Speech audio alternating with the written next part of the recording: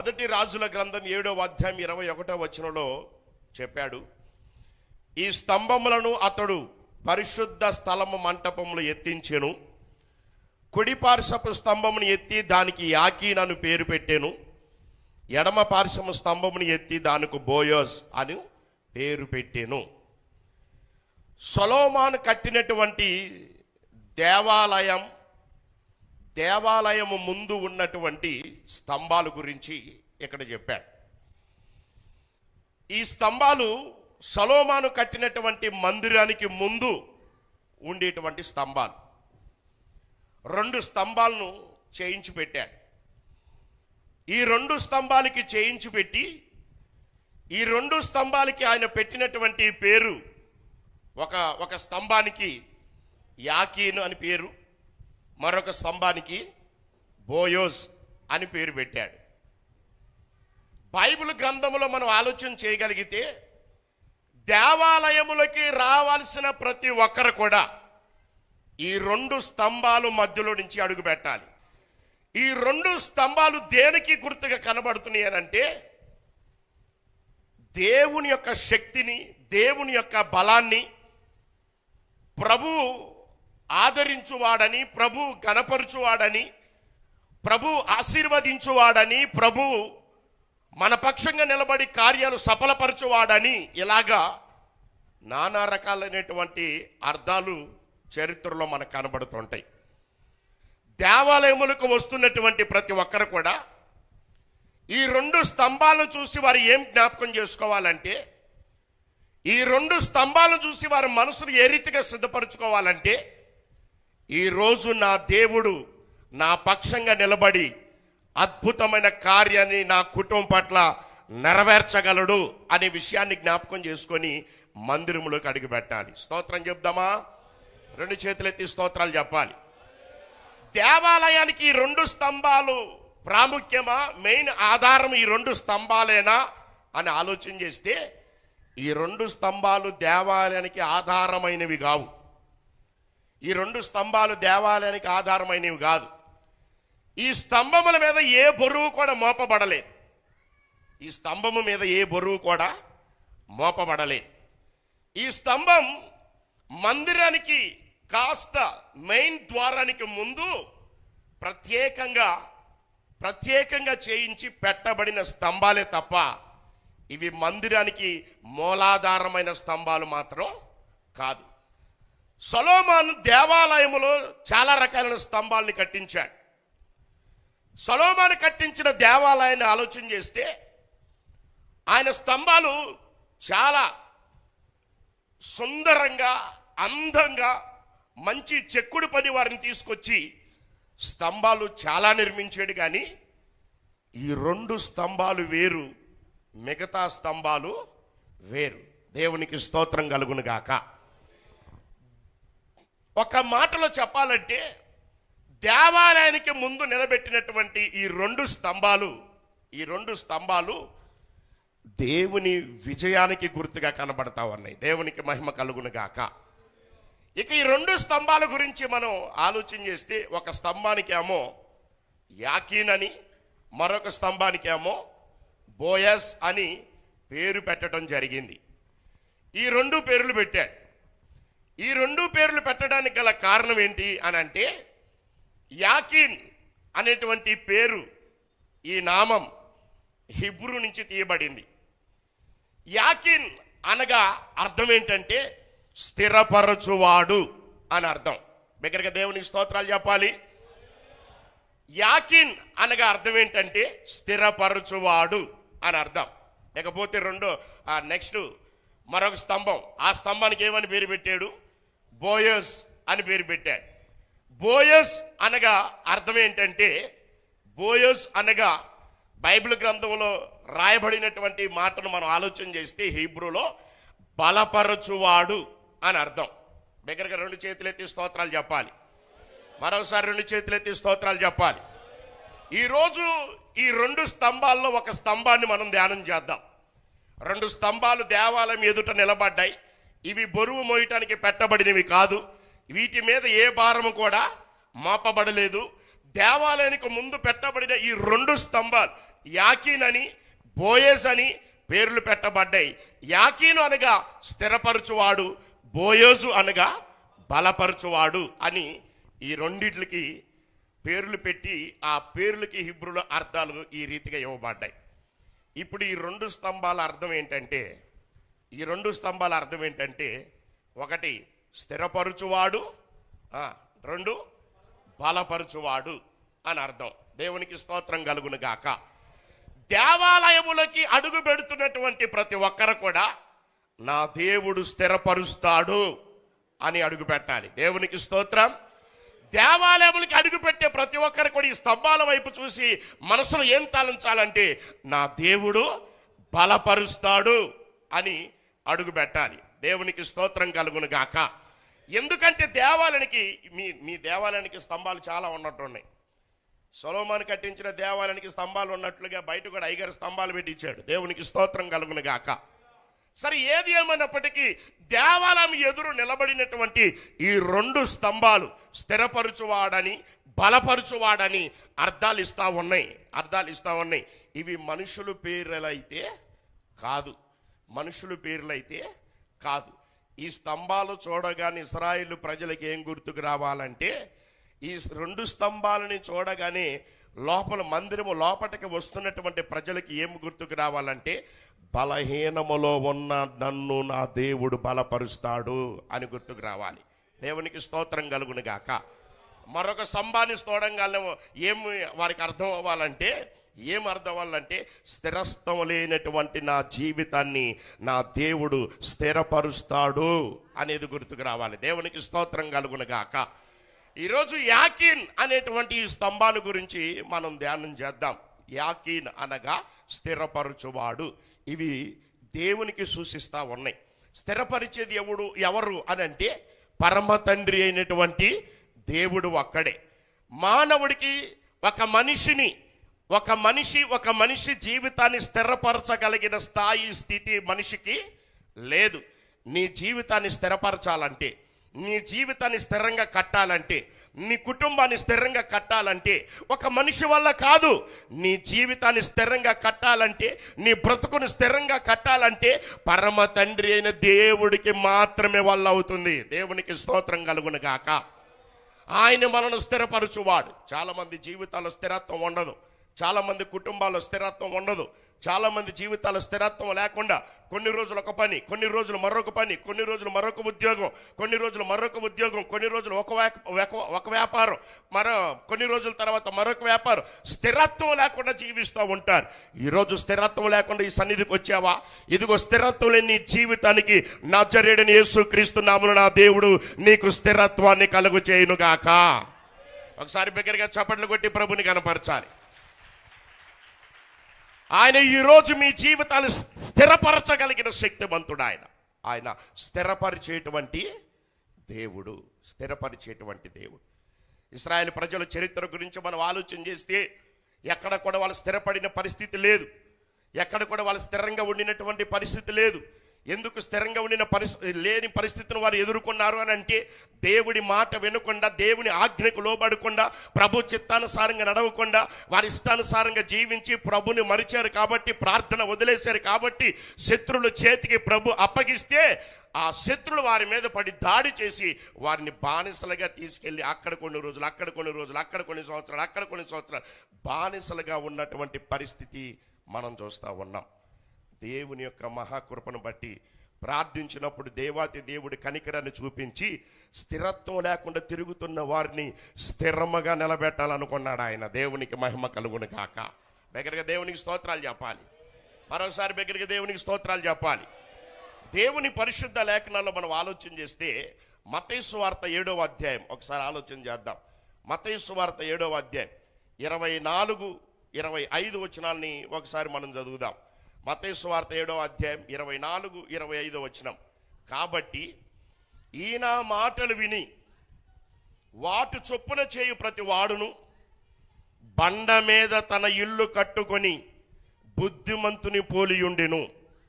వాన కురిసెను, వరదలు వచ్చెను, గాలి విసిరి ఆ ఇంటి మీద కొట్టెను గాని దాని పునాది బండ మీద వేయబడును గనుక అది పడలేదు.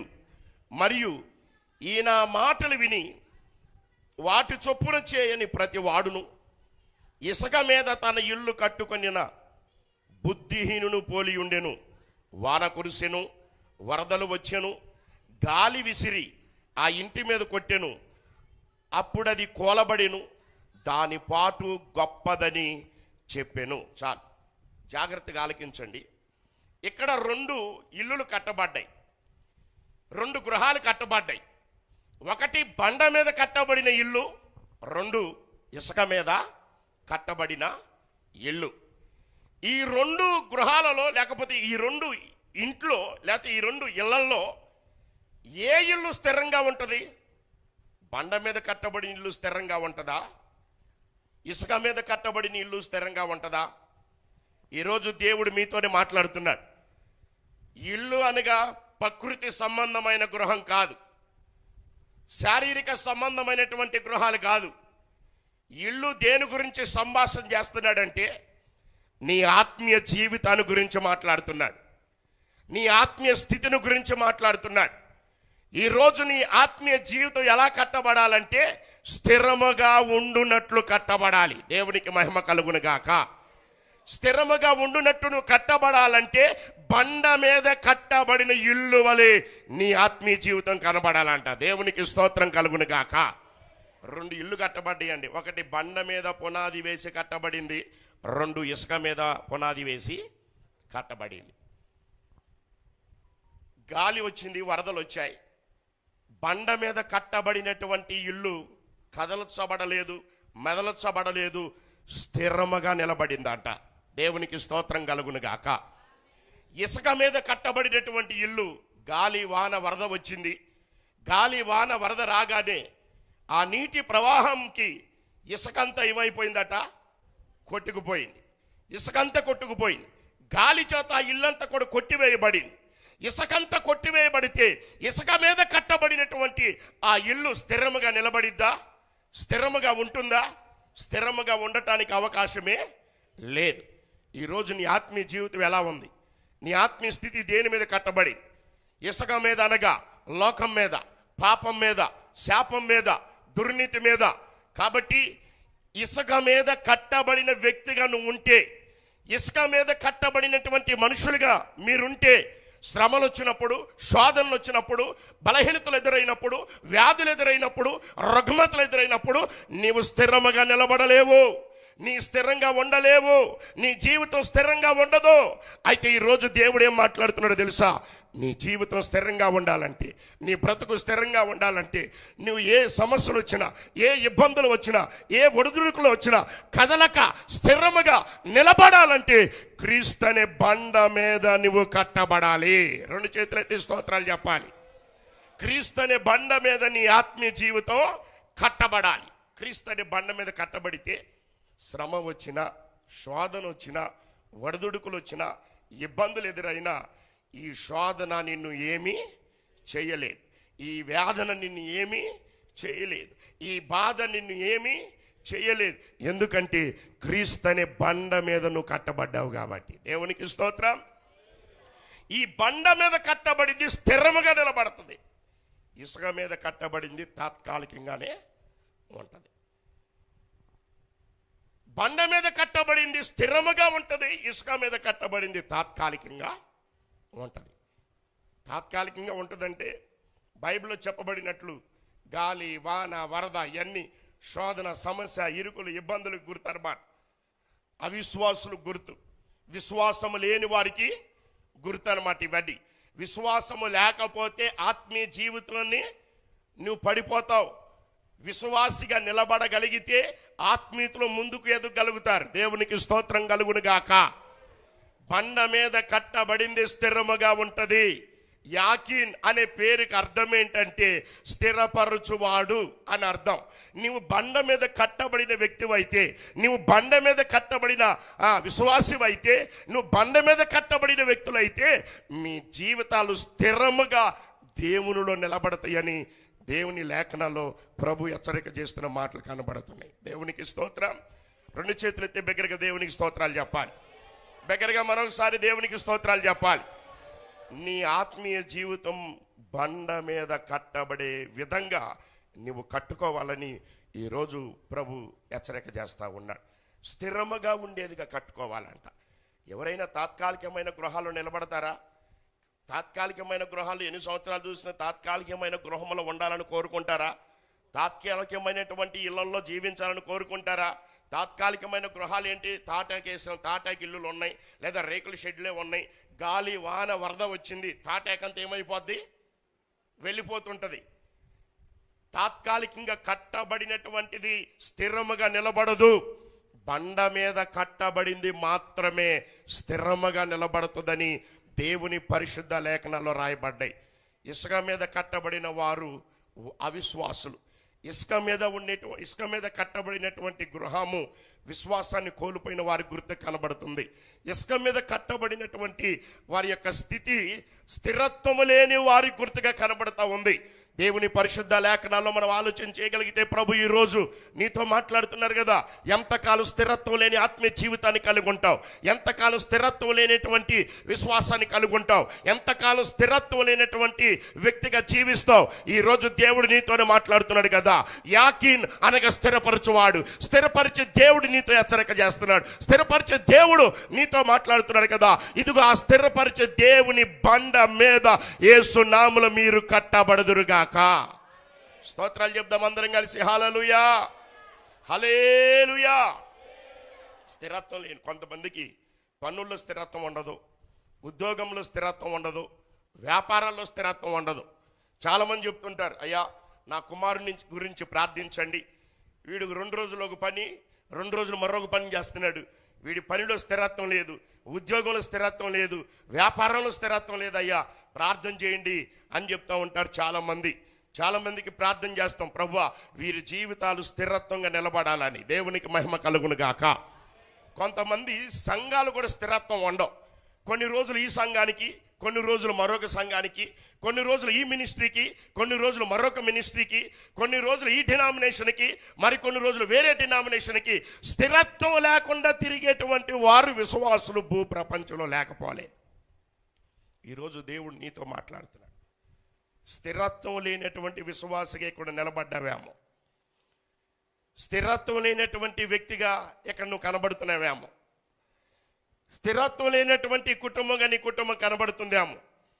ఒక సంఘములో స్థిరత్వం లేకుండా, ఒక మినిస్ట్రీలో స్థిరత్వం లేకుండా, ఒక నాయకత్వంలో స్థిరత్వం లేకుండా, ఒక దైవజనుని యొక్క సమక్షంలో స్థిరత్వం లేకుండా, ఆయా సంఘాలకి అలా స్థిరత్వం లేకుండా తిరిగితే వాన వచ్చినప్పుడు, వరద వచ్చినప్పుడు, గాలి తాకినప్పుడు ఇసుక మీద కట్టబడింది ఏమైందంట?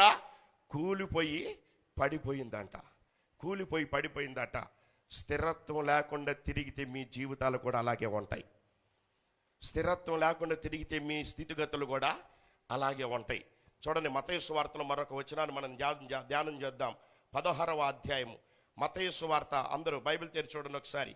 మత్తయి సువార్త 16వ అధ్యాయం 8వ వచనాన్ని ఒకసారి మనం చదువుదాం. మత్తయి సువార్త 16వ అధ్యాయం 8వ వచనాన్ని ఒకసారి మనం చూద్దాం, లేదా 13వ వచనం చదవండి ఒకసారి. 16వ అధ్యాయం 13వ వచనం, 16-13. యేసు ఫిలిప్పుదైన కైసారియా ప్రాంతములకు వచ్చి, మనుష్య కుమారుడే ఎవడని జనులు చెప్పుకొనుచున్నారని తన శిష్యులను అడగగా, వారు కొందరు బాప్తిసమిచ్చి యోహాను అనియు, కొందరు ఏలియా అనియు, కొందరు ఇర్మియా అనియు, లేక ప్రవక్తల్లో ఒకడు అనియు చెప్పుకొనుచున్నారని. అందుకు ఆయన, మీరైతే నేను ఎవరినని చెప్పుకొనుచున్నారని వారిని అడిగాను. అందుకు సీమోను పేతురు, నీవు సజీవుడగు దేవుని కుమారుడవైన క్రీస్తు అని చెప్పాను. దేవునికి స్తోత్రం కలుగును గాక. అందుకు యేసు, సీమోను బరియోనా, నీవు ధన్యుడవు, పరలోకమందు నా తండ్రి ఈ సంగతి నీకు బయలుపరచనే గాని నరులు నీకు బయలుపరచలేదు. మరియు నీవు పేతురువు, ఈ బండ మీద నా సంఘమును కట్టుదును, పాతాళ లోక ద్వారములు దాని ఎదుట నిలవనేరవని నేను మీతో చెప్పుచున్నానా నేను. దేవునికి స్తోత్రం కలుగును గాక. ఒకసారి యేసుక్రీస్తు ప్రభువారు ఫిలిప్పుదైన కైసరియా అనే ప్రాంతంలోకి వచ్చి, నా గురించి ఏమనుకుంటున్నారు అని ప్రభు అడిగారు. యేసయ్య గురించి ఏమనుకుంటున్నారు అని. ఈరోజు ప్రపంచంలో కూడా యేసయ్య గురించి నానా రకాలైన ప్రజలు నానా రకాలుగా అనుకుంటున్నారు. యేసయ్య అడిగాడు, నా గురించి ప్రజలు, ఈ ప్రాంత ప్రజలు ఏమనుకుంటున్నారయ్యా అని అడిగారంట. వాళ్ళు చెప్పారు కొంతమంది, అయ్యా బాప్తిస్మిచ్చే యోహాన్ అని, కొందరు ఏలియా అని, మరికొందరు ఇర్మియా అని ఇలా చెప్పుకుంటున్నారయ్యా అని చెప్పి అన్నాడు. అందుకని మీరైతే నా గురించి ఏమనుకుంటున్నారని తన శిష్యులను అడిగినప్పుడు అప్పుడు పేతురు అన్నాడట, నీవు సజీవుడువగు దేవుని కుమారుడు అయిన క్రీస్తువి అని చెప్పాడంట. దేవునికి స్తోత్రం కలుగును గాక. వెంటనే ప్రభు ఏమన్నాడంటే, అందుకు యేసుక్రీస్తు ప్రభు, సీమోను బరియోనా, నీవు ధన్యుడు, పరలోకమందున్న నా తండ్రి నీకు బయలుపరచని కానీ నరులు ఎవరు కూడా బయలుపరచలేదు అని చెప్పి పేతురు గురించి ఒక మాట చెప్పాడు. ఏమన్నా తెలుసా? నీవు పేతురువు, నీ బండ మీద నా సంఘమును కట్టుదును అని అన్నాడు. దేవునికి స్తోత్రం చెప్తాం అందరం కలిసి దగ్గరగా చెప్పాలి, హల్లెలూయా.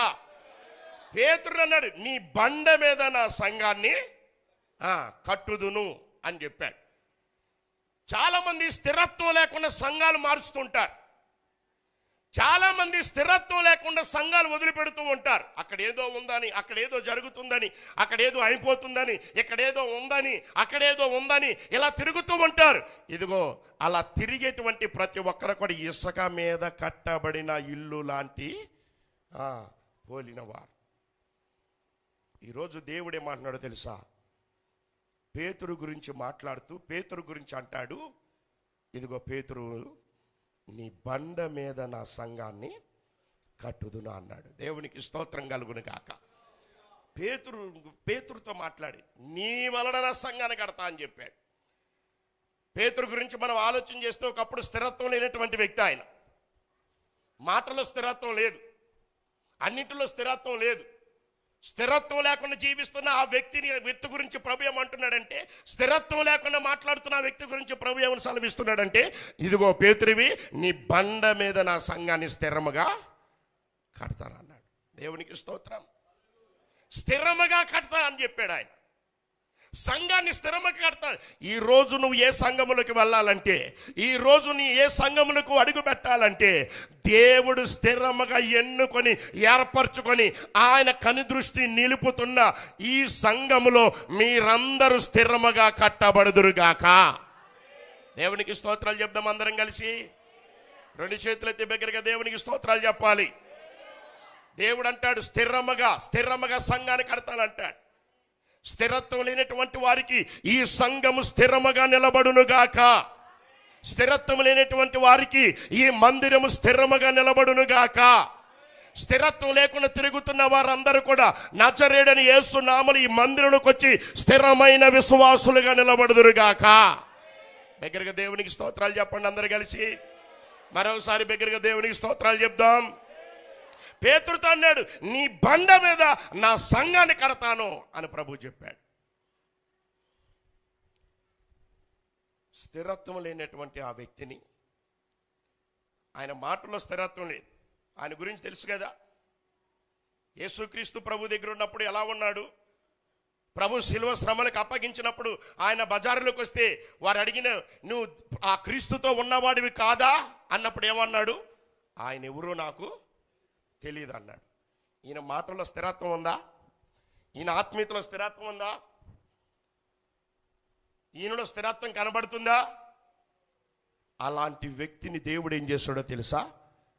అతని పేరు మీదనే అతనితో చెప్పాడు కదా, నీ బండ మీదే స్థిరముగా నా సంఘాన్ని కడతారని చెప్పాడు ఆయన. దేవునికి స్తోత్రం కలుగును గాక.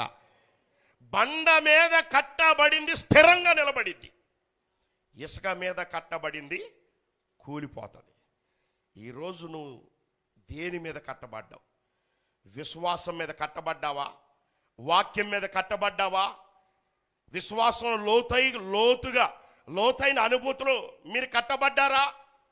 విశ్వాసంలో కట్టబడకపోతే శ్రమలు వచ్చినప్పుడు కృంగిపోతావు. ప్రార్థనలో కట్టబడకపోతే బాధలు వచ్చినప్పుడు కృంగిపోతావు. ఇదిగో వాక్యం చేత కట్టబడకపోతే నీవు ఎలా బలపడాలో తెలియదు కాబట్టి కొంచెం సమస్యను చూసి కురింగిపోతావు. ఈరోజు దేవుడు నీతో మాట్లాడుతున్నాడు కదా, ఏదో పై భక్తి చేసి వెళ్ళిపోవటం కాదు, పై పెదవులతో దేవానికి వందనాలు స్తోత్రం ఆమేన్ అని వెళ్ళిపోవటం కాదు. ఇదిగో ఈ రోజు దేవుడు నీతో మాట్లాడుతున్నాడు కదా, నీ భక్తి బండ మీద కట్టబడిందిగా ఉండాలి. నీ భక్తి స్థిరముగా నిలబడిందిగా ఉండాలట. నీ ప్రార్థన జీవితం బండ మీద కట్టబడింది వలె స్థిరముగా యుగ యుగాలు యేసు నామములో మీ కుటుంబాలు స్థిరముగా ఆత్మీయతలో నిలబడును గాక. దేవునికి స్తోత్రం చెప్దాం. హల్లెలూయా. క్రీస్తు అనే బండ మీద మనం కట్టబడాలంట. క్రీస్తు అనే బండ. మొట్టమొదటి సంఘం యేసుక్రీస్తు ప్రభువుల వారే స్థాపించాడు. సంఘాన్ని సాక్షాత్తు దేవుడే నిర్మించాడు. ఆ సంఘం తాత్కాలికమైంది కాదు. ఆ సంఘం ఇప్పుడు కనపడి రేపొద్దున కనపడకుండా పోయే సంఘం కాదు. అలనాడు యేసుక్రీస్తు ప్రభు వారు ప్రారంభించినటువంటి ఆ సంఘం ప్రభు రాకడ పర్యంతరం వరకు సంఘము స్థిరముగానే నిలబడిద్ది. దేవునికి స్తోత్రం కలుగును గాక. ప్రపంచంలో సూర్య చంద్ర నక్షత్రాలు ఈ ప్రకృతి లయమైపోతుంది. ఈ పంచభూతములన్నీ మిక్కటమైన వేండ్రముతో లయమైపోతాయి అని ప్రభు చెప్పాడు. కానీ సార్వత్రిక సంఘం మాత్రం స్థిరముగా నిలబడుతుంది. దేవునికి స్తోత్రం కలుగును గాక. సంఘం అంటే ఏంటి చెప్పాలి. సంఘం అంటే ఏంటి? ఏదో 4 ఇటుకరాలు కట్టుకొని పైన కంకరతో స్లాబ్ వేసేసి కట్టుకునేదే సంఘమా? సంఘం అంటే ఏంటి చెప్పాలి. సంఘం అంటే ఏంటి? ఇక్కడ మనం అందరం కలుసుకొని కూడుకొని ఉన్నాం. మనమంతా ఒక సంఘం. దేవునికి స్తోత్రం కలుగును గాక. మనమంతా ఒక సంఘం. క్రీస్తు సంఘం యేసు రక్తములో కడగబడి కొనబడినటువంటి సంఘం. ఈ సంఘములో స్థిరముగా మన ఆత్మీయ జీవితాల్ని స్థిరపరచుకోవాలట. దేవునికి స్తోత్రం కలుగును గాక. ఈ సంఘములో స్థిరముగా నీ ఆత్మీయతని కట్టుకోవాలట. ఈ సంఘములో స్థిరముగా దేవుడు నీకు ఇచ్చినటువంటి ఈ సంఘములో, దేవుడు నీకు ఇచ్చినటువంటి ఈ దైవజనుల సమక్షములో, దేవుడు నీకు ఇచ్చినటువంటి ఈ మందిరములో స్థిరమైన విశ్వాసులుగా నిలబడినట్లు నీ ఆత్మీయ జీవితాన్ని కట్టుకోవాలి. దేవునికి స్తోత్రం. స్థిరముగా బండ మీద కట్టబడిందే స్థిరముగా నిలబడింది. మధ్యలో కొన్ని సంఘాలు కట్టబడతాయండి. అవి బండ మీద కట్టబడేవి కాదు, డబ్బు మీద కట్టబడేవి ఉంటాయి, అద్భుతాల మీద కట్టబడేవి ఉంటాయి, ఏదేదో జరిగిపోతుంది, ఏదేదో అయిపోతుందని కట్టబడేవి ఉంటాయి. చాలామంది పరుగులెత్తుతుంటారు. ఒక నెల బాగానే వెళ్తారు, 2వ నెల కూడా బాగానే వెళ్తారు, 3వ నెల కానించి ప్రారంభమైద్ది వాళ్ళకి శ్రమ. 4వ నెలలోకి అడుగు పెడితే ఇంకా భయంకరమైనటువంటి శోధనలు ప్రారంభమవుతాయి. స్థిరముగా కట్టబడిన మందిరాలలో, స్థిరముగా కట్టబడినటువంటి సంఘాలలో దేవుని వాక్యము జీవముతో కూడిన మాటలు ఉంటాయి. స్థిరముగా కట్టబడినటువంటి ఈ మందిరాలలో, సంఘాలలో దేవుని జీవముతో కూడినటువంటి సందేశం ఉంటుంది. ఈ సందేశం నిన్ను బలపరుస్తుంది. ఈ వాక్యం నీ ఆత్మీయ జీవితాన్ని కడుతుంది. ఈ వాక్యం నిన్ను విశ్వాసంలో బలపరుస్తుంది. దైవజనులు బోధించే ఈ బోధ ఇదిగో ఆత్మీయతలను ఎలా నడవాలో, ఎలా జీవించాలో నేర్పిస్తుంది. బయటకు వెళ్ళేవా ఈ ఆత్మీయతను కోల్పోతావు. బయటకు వెళ్ళేవా ఈ విశ్వాసాన్ని కోల్పోతావు. బయటికి వెళ్ళిపోయావా ఇదిగో ఇప్పటి వరకు ఇక్కడ కలిగి ఉన్నటువంటి ఆత్మ సహవాసాన్ని కోల్పోతావు. అక్కడ జరిగేటువంటి ఆ ఆరాధన వల్ల, అక్కడ జరిగేటువంటి ఆ ప్రార్థన వల్ల నీకు, నీ కుటుంబానికి క్షేమం ఉండదు. నువ్వు ఒక సన్నిధికి వెళ్తున్నావంటే, నువ్వు ఒక మందిరానికి వెళ్తున్నావంటే, ఆ మందిరములో నడిపించే దైవజనుల ప్రార్థన వల్ల నీకు, నీ కుటుంబానికి భద్రత కావాలి. ఆ మందిరములో చేసే దైవజనుల ప్రార్థన వల్ల నీకు, నీ కుటుంబానికి క్షేమం రావాలి. క్షేమం వచ్చే కాడ వదిలిపెట్టి, క్షేమం వచ్చే సంఘాన్ని విడిచిపెట్టి, క్షేమము కలిగేటువంటి అభివృద్ధిని, ఆశీర్వాదాన్ని ఇచ్చే సంఘాన్ని వదిలిపెట్టి దూరపు కొండలు నునుపన్నట్లుగా వెళ్ళి అక్కడికి వెళ్ళావా ఇలాంటి ఆత్మీయత అక్కడ ఉండదు. ఆత్మీయత లేని చోటకి వెళ్ళావా ఇసుక మీద కట్టబడిన ఇల్లు లాంటిదే. పరిశుద్ధాత్మ నడిపింపు లేని ఆ సంఘానికి పోయావా ఇసుక మీద కట్టబడిన ఇల్లు లాంటిదే.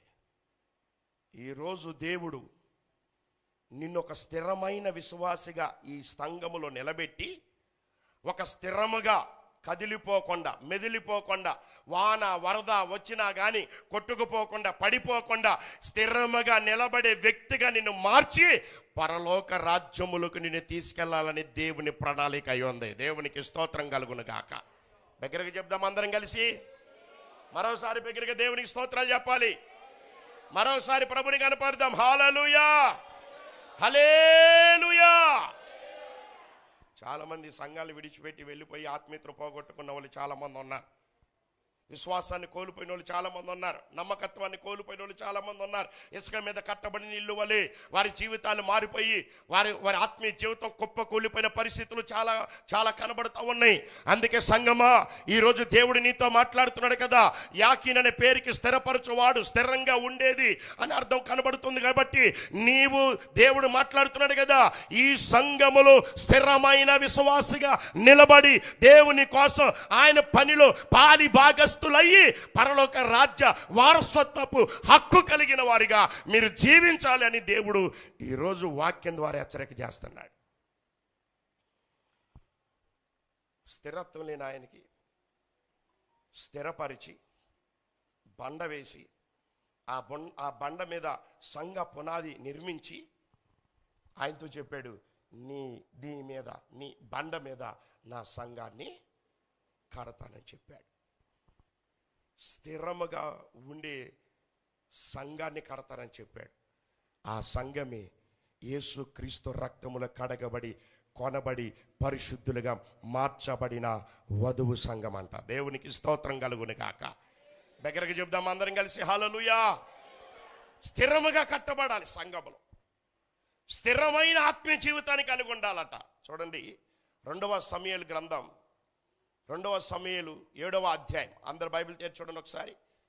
2వ సమూయేలు 7వ అధ్యాయం 12-13 వచ్చిన ఒకసారి మనం చదువుదాం. నీ దినములు సంపూర్ణములగునప్పుడు నీవు నీ పితరులతో కూడా నిద్రించిన తర్వాత నీ గర్భముల నుండి వచ్చిన నీ సంతతిని హెచ్చించి రాజ్యమును అతనికి స్థిరపరచెదను.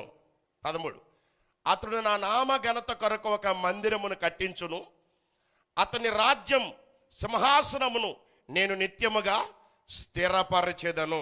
దేవునికి మహిమ కలుగును గాక. ఇక్కడ దేవుని లేఖనాల్లో మనం ఆలోచన చేయగలిగితే, నాతాను ప్రవక్తకి దైవ దర్శనం కలిగింది. నాతాను ప్రవక్తతో ప్రభు మాట్లాడుతున్నాడు. ఎవరి గురించి మాట్లాడుతున్నాడు అంటే దావీదు యొక్క కుటుంబాన్ని గురించి మాట్లాడుతున్నాడు. దేవునికి స్తోత్రం కలుగును గాక.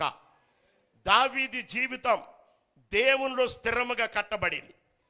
దావీదు ఆత్మీయతలో స్థిరంగా నిలబడిన వ్యక్తి కనబడుతున్నాడు.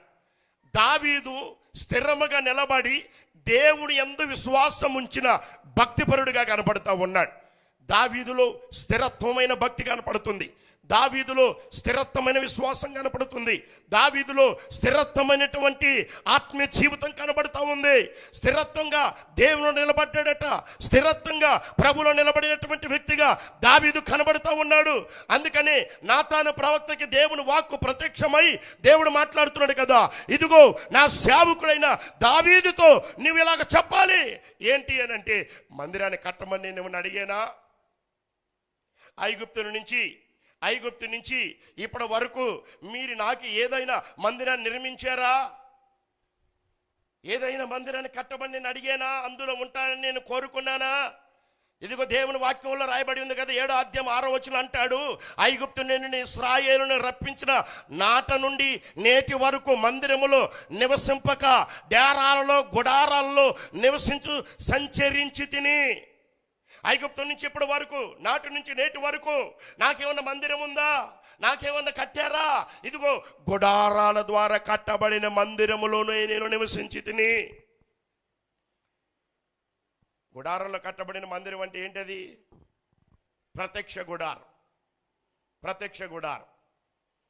ప్రత్యక్ష గుడారం నమూనాను తీసుకొని సొలొమోను దేవాలయాన్ని నిర్మించడం జరిగింది. దేవునికి మహిమ కలుగును గాక.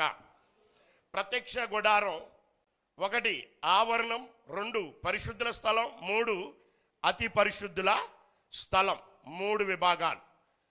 ఆ ప్రత్యక్ష గుడారం అతి పరిశుద్ధ స్థలములోకి దేవుడు ప్రత్యక్షమై ప్రజలతో ఏమన్నా మాట్లాడదలుచుకుంటే మాట్లాడి బలపరిచి స్థిరపరిచేవాడంట ఆయన. దేవునికి స్తోత్రం కలుగును గాక. ఆ విషయాన్ని గుర్తు చేస్తూ ఉన్నాడు, ఆ విషయాన్ని తెలియపరుస్తూ ఉన్నాడు. సైన్యములకు అధిపతియగు యెహోవా నీకు సెలవిచ్చింది ఏంటంటే, ఇదిగో నాతాను ప్రవక్త మాట్లాడుతున్నాడు కదా, దావీదుతో సంభాషణ చేస్తున్నాడు కదా, నాతాను ప్రవక్త బోధిస్తున్నాడు కదా, ఒకప్పుడు నీ స్థితి ఏంటి, ఒకప్పుడు నీ పరిస్థితి ఏంటి, స్థిరత్వం లేనటువంటి జీవితం నీది, స్థిరంగా నిలబడలేనటువంటి పరిస్థితి నీది. అలాంటి స్థితిలో నుండి దేవుడు నిన్ను ఏం చేశాడో తెలుసా? సింహాసనం స్థిరముగా ఎక్కించి నీ సింహాసనాన్ని స్థిరంగా స్థాపించగలిగినటువంటి శక్తిని దేవుడు నీకు ఇచ్చాడు అని నాతాను దావీదు గుర్తు చేస్తున్నాడు. దేవునికి స్తోత్రం కలుగును గాక. చూడండి 8వ వచనం ఒకసారి చదవం. 2వ సమూయేలు గ్రంథం 7వ అధ్యాయం 8వ వచనం చూడండి. కాబట్టి నీవు నా సేవకుడు వగు దావీదుతో ఇలాగు చెప్పము, సైన్యములకు అధిపతియగు యెహోవా నీకు సెలవిచ్చింది ఏంటంటే, గొర్రెల కాపులో నున్న నిన్ను గొర్రెల దొడ్డిలో నుండి తీసి ఇశ్రాయేలీయులను నా జనుల మీద అధిపతిగా నియమించి తిని. దేవునికి స్తోత్రం కలుగును గాక. దావీదు స్థిరముగా భక్తి చేయబట్టి, దావీదు స్థిరముగా ప్రార్థన చేయబట్టి, దావీదు స్థిరముగా దేవునిలో కట్టబడ్డాడు గనుక, దావీదు స్థిరముగా దేవునిలో ఉన్నాడు గనుక, దావీదు ప్రార్థన దేవుడు ఆలకించి స్థిరత్వం లేనటువంటి దావీదుని అంటే ఏం చేశాడంటే, సింహాసనం ఎక్కించి అతని రాజ్యాన్ని స్థిరముగా స్థాపించాడు. దేవునికి స్తోత్రం.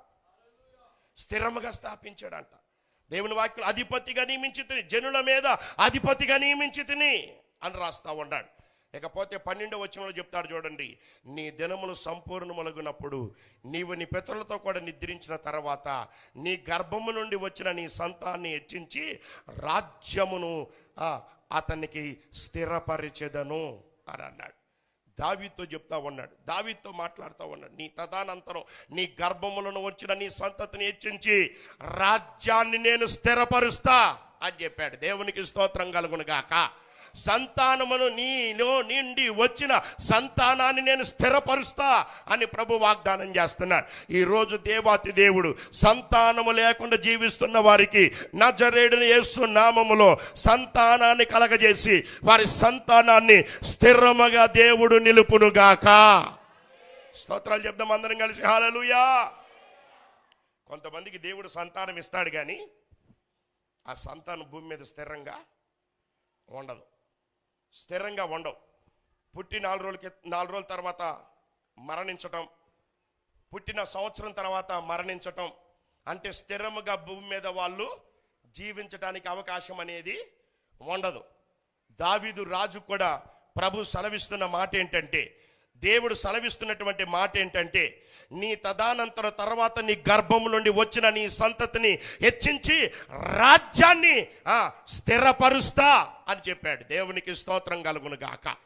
దావీదు రాజు యొక్క రాజ్యాన్ని దేవుడు ఏం చేశాడంట? స్థిరపరిచాడు. దావీదు యొక్క సంతతిని దేవుడు ఏం చేశాడంట? స్థిరపరిచాడట. ఈరోజు నిన్ను కూడా దేవుడు స్థిరపరుస్తాడు. నీ భక్తి ఎలా ఉండాలో తెలుసా? స్థిరమైన విశ్వాసిగా నిలబడి, స్థిరముగా సంఘములో జీవించి, నిజమైన భక్తి ప్రభుకు చేస్తే, ప్రార్థనలో స్థిరత్వం కలిగి జీవించగలిగితే, భక్తిలో స్థిరత్వం కలిగి నువ్వు జీవించగలిగితే, నీ స్థిరత్వం కలిగినటువంటి భక్తిని బట్టి నీ సంతానాన్ని దేవుడు స్థిరంగా నిలబెడతాడంట. దేవునికి స్తోత్రం. 13వ వచనం అంటాడు, అతడు నా నామ ఘనత కొరకు ఒక మందిరాన్ని కట్టించును, అతని రాజ్యము సింహాసనమును నేను నిత్యముగా స్థిరపరిచెదను అని అన్నాడు. దేవునికి స్తోత్రం. నా నామ ఘనత కోసం మందిరాన్ని కడుతున్నాడు కాబట్టి, నా నామ ఘనత కోసం నాకు ఒక కోవెలు నిర్మిస్తున్నాడు కాబట్టి నేనేం చేస్తానో తెలుసా? అతని రాజ్యాన్ని సింహాసనమును నేను నిత్యముగా ఉండునట్లు స్థిరపరుస్తాను అని ప్రభు వాగ్దానం చేశాడు. దేవునికి స్తోత్రం. యాకీను అనే మాటకి అర్థం ఏంటి చెప్పాలి, అందరూ చెప్పాలి. ఏంటంట? స్థిరపరచువాడు అని అర్థం. స్థిరపరచువాడు అని అర్థం. దావీదు భక్తుడు స్థిరముగా భక్తి చేయబట్టి, స్థిరముగా ప్రార్థించబట్టి, స్థిరముగా ఆత్మీయతను కట్టుకున్నాడు కాబట్టి దేవునిలో స్థిరముగా ఉన్నాడు. దావీదు అన్నదమ్ములకి దావీదులో ఉన్న భక్తి ఉందా? దావీదు అన్నదమ్ములకి దావీదులో ఉన్న ప్రార్థన జీవితం ఉందా? దావీదు అన్నదమ్ములకి దావీదులో ఉన్న ఆత్మీయ జీవితం ఉందా? దావీదు అన్నదమ్ములకి దావీదు మీద ఉన్న అభిషేకం ఉందా? లేదు. దావీదుకి ఒక్కడికి మాత్రమే. ఎందుకో తెలుసా? చిన్ననాటి నుండి అతని ఆత్మీయ జీవితాన్ని స్థిరంగా కట్టుకున్నాడంట. దేవునికి స్తోత్రం కలుగును గాక. చిన్ననాటి నుండి స్థిరముగా ప్రభుని ఆరాధించాడు. చిన్ననాటి నుండి స్థిరముగా సంగీత పరిచయం చేశాడు. చిన్ననాటి నుండి స్థిరముగా దేవుని మీద ఆనుకోవటం ప్రారంభించాడట. చిన్ననాటి నుండి దేవుని మీద ఆధారపడటం నేర్చుకున్నాడంట ఆయన. దేవునికి స్తోత్రం కలుగును గాక. గొలియాతును చంపడానికి వెళ్ళినప్పుడు ఎవరిని ఆధారం చేసుకుని పోయాడు ఆయన? ఎవరిని ఆధారం చేసుకుని పోయాడు? అన్నదమ్ములను ఆధారం చేసుకుని వెళ్ళాడా? కుటుంబీకులను ఆధారం చేసుకుని పోయాడా? రక్త సంబంధికులు ఆధారం చేసుకుని పోయాడా? కండబలాన్ని చూసుకొని పోయాడా? కండబలాన్ని చూసుకొని పోయాడు అంటానికి ఆయనకి అన్ని కండలు కూడా. ఆయన గురించి ఏమి రాయబడింది అప్పుడు? బాలుడంట. మరి ఏంటి? ఒక బాలుడు, వీరులు, శూరులు, ధీరులు అని పిలువబడుతున్న వారు చేయలేని పని చేయటానికి సిద్ధపడ్డాడంటే ఏంటో కారణం తెలుసా? ఆయనలో ఉన్న స్థిరమైన ప్రార్థన జీవితం. దేవునికి స్తోత్రం. ఆయనలో ఉన్న స్థిరమైన ప్రార్థనతో కూడిన భక్తి. నీ భక్తి నీకు ధైర్యాన్ని పుట్టించదా? దావీదు భక్తి దావీదుకు ధైర్యాన్ని పుట్టించింది. దావీదు భక్తి ఎలాంటిదో తెలుసా? స్థిరమైన భక్తి. ఆ భక్తి ఎలాంటిదంటే ఎదుట ఎంత పెద్దోడు వచ్చినా కానీ వీడంతా నా ముందు అన్న ధైర్యాన్ని కలగజేసే స్థిరమైన విశ్వాసములో కూరుకుపోయిన భక్తి అంట దావీది. దేవునికి స్తోత్రం కలుగును గాక. ప్రార్థించాడు, వెళ్ళాడు, ఒడిశలో రాయి పెట్టాడు. యెహోవా నామముల వదలగా ఆ రాయి డైరెక్ట్గా ఎక్కడ తగిలిందట? నొసట మీద తగిలినప్పుడు విరుసుకుపడ్డాడు. అతని వరలో ఉన్న కత్తిని తీసి అతని తలను తెగనరికి అతను జుట్టును అలా పట్టుకొని ఒడ్డు బస్తాని ఈడ్చుకొచ్చినట్టు ఈడ్చుకొచ్చాడంట. చప్పట్లు కొట్టి ప్రభుని కనపరచాలి. ఈ ధైర్యం దావీదుకి ఎలా వచ్చిందంటే, ఈ ధైర్యం దావీదుకి ఎలా వచ్చింది? ఈ సాహసాన్ని దావీదు ఎలా చేశాడంటే, దావీదులో ఉన్న భక్తి ఆషామాష భక్తి కాదు. దావీదులో ఉన్న భక్తి అవసరానికి వాడుకొని వదిలేసిన భక్తి కాదు. దావీదులో ఉన్న భక్తి స్థిరముగా ఉన్నటువంటి భక్తి అంటే అది. దేవునికి స్తోత్రం కలుగును గాక. స్థిరమైన విశ్వాస జీవితం దావీదులో కనపడుతుంది. స్థిరమైన భక్తి అతనిలో కనపడుతుంది. స్థిరముగా విశ్వాసం ఉంచిన వాడు, స్థిరముగా ప్రభును నమ్మిన వాడు, మనుషులు నమ్మల, అధిపతులు నమ్మల, అధికారులు నమ్మల. ఇదిగో అన్నదమ్ముల యొక్క సహాయాన్ని ఆయన కోరుకోలా. లోక సంబంధమైనది ఏది కూడా ఆయన కోరుకోలేదు, కానీ దైవ సంబంధమైన ఆ శక్తిని ఆయన కోరుకున్నాడు. ఆ భక్తి స్థిరముగా ఉంది. ఆ స్థిరమైన భక్తి సింహాన్ని సహితం చీల్చివేయగలిగిందట. దేవునికి స్తోత్రం. ఎలుకబంటును సైతం ఏం చేయగలిగిందంట? చీల్చివేయగలిగిందంట. ఎందుకంటే స్థిరమైన విశ్వాసంలో ఉండే ధైర్యం అలాంటిదే. దేవునికి స్తోత్రం. దగ్గరికి చెప్దాం హల్లెలూయా. అంత విశ్వాసపరుడు కనుక, అంత నమ్మకస్తుడు కనుక దావీదేమని, నీ సింహాసనాన్ని నేను నిత్యముగా స్థిరపరుస్తా అని ప్రభు వాగ్దానం చేశాడట. 15వ వచనంలో చూడండి ఒకసారి. 15వ వచనం, 7వ అధ్యాయం 15వ వచనం. నిన్ను స్థాపించుటకై నేను కొట్టివేసిన సౌలునకు నా కృప దూరమైనట్టు అతనికి నా కృప దూరము చేయను. ఇక్కడ ఎవరి గురించి చెప్తున్నాడు? సౌలు గురించి ఏం చెప్పాడంటే, సౌలు ఒకప్పుడు బాగానే ఉన్నాడు, స్థిరత్వం లేనివాడిగా కనబడ్డాడు. దేవుడు రాజ్యాన్ని ఇస్తే స్థిరంగా కాపాడుకోలేకపోయాడు. దేవుడు అతనికి ఇచ్చినటువంటి ప్రతిదీని కూడా స్థిరత్వంగా నిలబెట్టుకోలేకపోయాడు. కోల్పోయాడు. విశ్వాసంలో పడిపోయాడు, నమ్మకత్వంలో పడిపోయాడు, భక్తిలో పడిపోయాడు. దేవునిలో స్థిరంగా నిలబడలేకపోయాడు. దేవునిలో స్థిరంగా నిలబడకుండా ఎక్కడికి వెళ్ళిపోయాడట? ఎక్కడికి? కర్ణపిశాచి దగ్గరికి వెళ్ళాడట. దేవుని విడిచిపెట్టేశాడు. స్థిరంగా నిలబడ్డాడా? ప్రభుని నమ్మేవంటే చచ్చే వరకు దేవుని వదలకూడదు. దేవుని విశ్వసించావంటే మరణించేంత వరకు యేసయ్యను వదిలిపెట్టకూడదు. ఇదిగో నువ్వు బాప్తిసం పొంది రక్షించబడి సంఘములకు అడిగిపెట్టావంటే నీ ప్రాణమున్నంత వరకు ఈ దేవుడితోనే అంతమైపోవాలి. దేవునికి స్తోత్రం. కానీ సౌల్లో అది లేదు. దేవుని విడిచిపెట్టాడు, ఆజ్ఞలు విడిచిపెట్టాడు, భక్తిని కోల్పోయాడు, విశ్వాసాన్ని కోల్పోయాడు, నిరీక్షణ కోల్పోయాడు, నెమ్మది లేదు, సమాధానం లేదు. ఇప్పుడు ఏం చేస్తాడు తెలుసా? ప్రార్థన చేయకుండా ఎక్కడికి వెళ్ళాడంట? కర్ణపిశాచి దగ్గరికి వెళ్ళాడు. కర్ణపిశాచి దగ్గరికి వెళ్ళటం వల్ల కోరి మరణాన్ని తెచ్చుకున్నాడంట. దావీదు అలాంటోడు కాదు.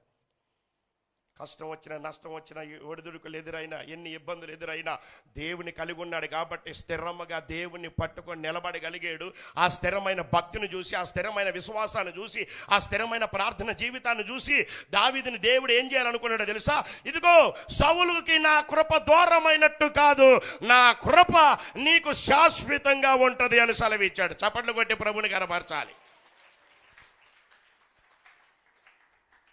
సౌలు దేవుని ఆత్మను కోల్పోయాడు, భక్తిని కోల్పోయాడు. దేవుని ఆత్మ అతను వెడబాసింది కాబట్టి ఆయన ఏమైపోయాడంట? మరణమయ్యాడు. ఆ మరణం కూడా ఎలాంటిదో తెలుసా? సున్నతి లేని వీళ్ళతో నేను మానభంగం అయి చచ్చే కంటే నా ఆయుధాలు మొయ్యవాడిని పిలిచి ఆది ఆయుధాలు మొయ్యవాడుతా అంటున్నాడు. నువ్వు నన్ను చంపురా అంటున్నాడట. నేను నిన్ను చంపను బాబు అని దూరంగా వెళ్ళిపోయాడట. అప్పుడు ఈయన ఏం చేశాడంట? కత్తి పెట్టుకొని కత్తి మీద పడి చనిపోయాడు. ఎంత మూర్ఖత్వం! ప్రభుని విడిచిపెడితే మూర్ఖత్వం అనే దురాత్మ సంభవిస్తుంది. దేవుళ్ళు స్థిరత్వంగా లేకపోతే మూర్ఖత్వపు దురాత్మ వస్తుంది. ఎవరైనా చెప్పిన ఈయనే లక్షణం వారికి ఉండదు. శోధన భరిస్తుంటారు కానీ ఇదిగో ఇందువల్ల నీకు శోధన వచ్చిందంటే తెలుసుకోరు, వారి గుర్తెరగరు, మూర్ఖత్వంలోకి వెళ్ళిపోతారు. మూర్ఖత్వం ఏం చేసిద్దంటే ఆత్మహత్య చేసుకోవటానికి నిన్ను ముందుకు తీసుకెళ్ళిపోతుంది. ఇది ఒక దురాత్మ అన్నమాట. ఆత్మహత్య చేసుకొని మరణించాలనే ఆలోచన నుండి యేసు నామములో ప్రజలకు విడుదల కలుగునుగాక. ఆత్మహత్య అటువంటి దురాత్మ యేసు నామములో ప్రజల్లో నుంచి వెళ్ళిపోవునుగాక. దేవునికి స్తోత్రం చెప్దాం. హల్లెలూయా. అందుకే నాతాను ప్రవక్త ద్వారా హెచ్చరిక చేస్తా ఉన్నాడు దేవుడు, సౌలుని ఎడబాసినట్టుగా నేను ఎడబాయును, నా కృప నీకు శాశ్వతంగా స్థిరముగా ఉంటుంది అని ప్రభు చెప్పాడు. దేవునికి స్తోత్రం. 16వ వచనంలో అంటాడు, నీ మట్టుకు నీ సంతానమును నీ రాజ్యమును నిత్యము స్థిరమగును, నీ సింహాసనము నిత్యము స్థిరపరచబడినను. దేవునికి స్తోత్రం కలిగి దావీదుతో చెప్పు, నీ మట్టుకు నీ రాజ్యం ఏమైందంట? స్థిరపరచబడుతుంది. సౌలు రాజ్యం లాంటిది కాదు. సౌలు కొన్ని రోజులు చేశాడు. సౌలు తదనంతరం రాజ్యాన్ని ఎవరు అధిష్ఠించారు? ఎవరు చేశారు? దావీదుకు వచ్చింది. ఇక దావీదుతో చెప్తున్నాడు, సౌలులాగా కాదు, నీ రాజ్యాన్ని నేనేం చేస్తా? స్థిరమగును, స్థిరంగా ఉండేటట్టు చేస్తా అన్నాడు. దేవునికి మహిమ కలుగును గాక. నీ సింహాసనం నిత్యము స్థిరపరచబడును గాక అని చెప్పాడట. దేవునికి స్తోత్రం. స్థిరముగా ఉండటం అంటే, స్థిరపరచబడటం అంటే ఇక దాన్ని ఎవడు కదల్చలేడు, దాన్ని పాడు చేయలేడు, దాన్ని ఎవడు ఏమీ చేయలేడు. దావీదు ఉన్నంత వరకే కాదు, దావీదు తర్వాత తన కుమారుడైన సొలొమోను ఉన్నప్పుడు కూడా ఆ సింహాసనం స్థిరంగా ఉంది. అప్పుడే కాదు, ఇప్పటి వరకు ఆ సింహాసనం స్థిరపరచబడింది. దేవునికి స్తోత్రం. చివరిగా ఒక వచనాన్ని చెప్పి ముగిస్తాను చూడండి.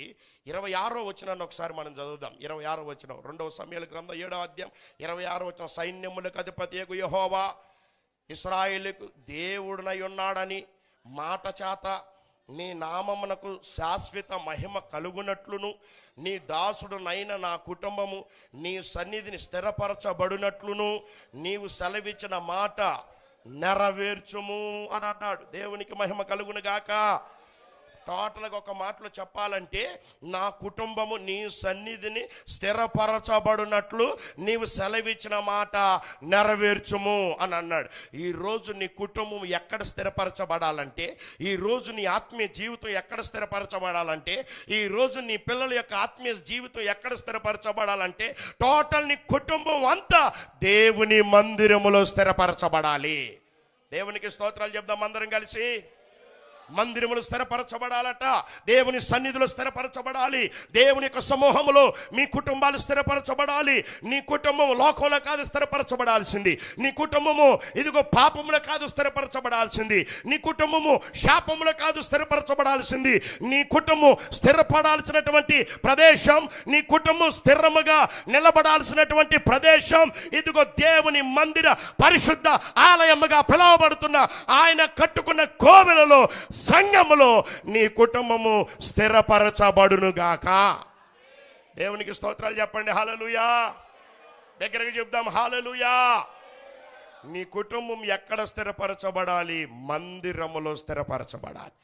అందుకే దావీదు అన్నిటిని అనుభవించేసి అన్నిటిని చేసేసి ఒకటి కోరుకున్నాడు, చిరకాలము నీ సన్నిధిలో నేను నివసించెదను అని అన్నాడు.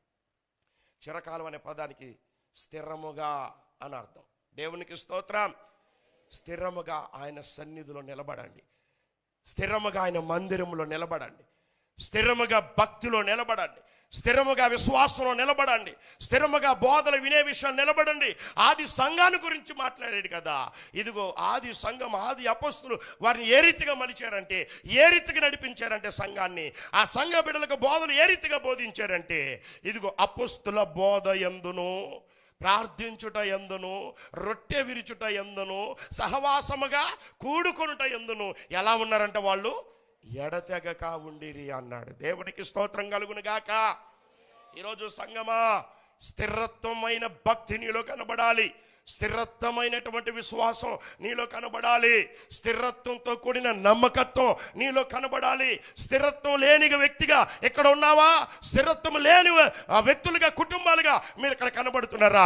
నా దేవుడు స్థిరత్వం లేని పేతుర్ని స్థిరముగా చేసే సంఘాన్ని కట్టినట్లుగా యేసు నామమున మిమ్మల్ని స్థిరులుగా నిలబెట్టునుగాక. విశ్వాసములో స్థిరులుగా దేవుడు నిలబెట్టునుగాక. భక్తులు స్థిరులుగా దేవుడు మిమ్మల్ని నిలబెట్టునుగాక. నమ్మకములు స్థిరులుగా దేవుడు మిమ్మల్ని నిలబెట్టునుగాక. భక్తి జీవితంలో దేవాతి దేవుడు స్థిరమైన విశ్వాసులుగా మిమ్మల్ని నిలబెట్టి మలిచి నడిపించునుగాక. దగ్గరగా చప్పట్లు కొట్టి ప్రభుని కనపడదాం ఒకసారి. ఇకపోతే చెప్పడానికి చాలా ఉంది, సమయం నాకు ఇచ్చిన సమయం అయిపోవచ్చింది. స్థిరముగా ప్రపంచంలో అన్నీ లయమైపోతాయి, కానీ సంఘం ఒకటే స్థిరముగా నిలబడుతుందంట. దేవునికి స్తోత్రం కలుగును కాక. సంఘం ఒకటే స్థిరముగా నిలబడతా ఉంది. ఈ సంఘం స్థిరంగా నిలబడి ఎక్కడికి వెళ్ళిద్దో తెలుసా?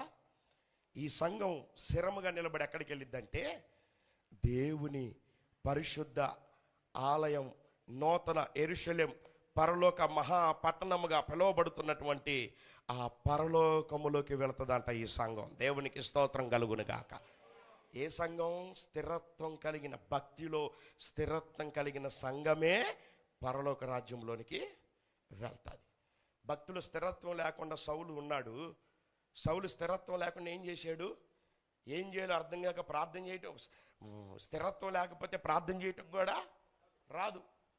స్థిరత్వం రాకపోతే ప్రభు దగ్గరికి ఎలా వెళ్ళాలో కూడా తెలీదు. స్థిరత్వం లేకుండా కర్ణపిశాచి దగ్గరికి వెళ్ళాడు, విగ్రహారం దగ్గరికి వెళ్ళాడు, మరణాన్ని కొని తెచ్చుకున్నాడు. మధ్యలోనే ముగిసిపోయింది. స్థిరత్వం లేకపోతే మధ్యలోనే ముగిసిపోతుంది. స్థిరత్వం కలిగిన భక్తి ఉంటే పరలోక రాజ్యంలోకి ప్రవేశిస్తాం. దేవునికి స్తోత్రం కలుగును గాక. మందిరానికి పెట్టబడినటువంటి ఆ స్తంభాల్లో ఒక స్తంభం యాకీన్. యాకీన్ అనగా స్థిరపరచువాడు, స్థిరత్వం కలిగింది అని అర్థం అన్నమాట. మందిరంలోకి లోపలికి వచ్చే ప్రతి ఒక్కరు కూడా ఈరోజు దేవుడు నన్ను, నా కుటుంబాన్ని స్థిరపరుస్తాడు అనే ధైర్యంతో రావాలి. దేవునికి స్తోత్రం.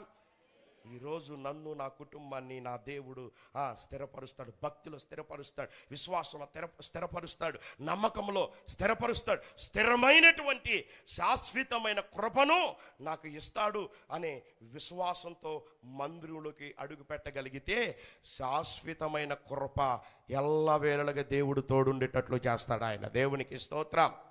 శాశ్వతంగా ఉండేది అంటే అర్థం ఏంటంటే స్థిరముగా ఉండేది, స్థిరముగా ఉండేది. దావీదు మీద ఎలాంటి కృపను చూపించాడంటే సౌలు మీద ఉన్న కృపను కాదంట. సౌలు మీద మధ్యలో కృపను పోగొట్టుకున్నాడు, స్థిరత్వం లేదు, స్థిరంగా కృప నిలబడాల సౌలు మీద. దావీదు మీద కృప స్థిరంగా నిలబడింది, స్థిరత్వం కలిగి జీవించాడు, స్థిరముగా ఉన్నాడట. నా దేవుని యొక్క మహాకృప మీ అందరికీ స్థిరముగా నిలబడును గాక. దేవుని యొక్క శాశ్వతమైన కృప శాశ్వతంగా మీ కుటుంబాల్లో నిలబడి మిమ్మల్ని నడిపించును గాక.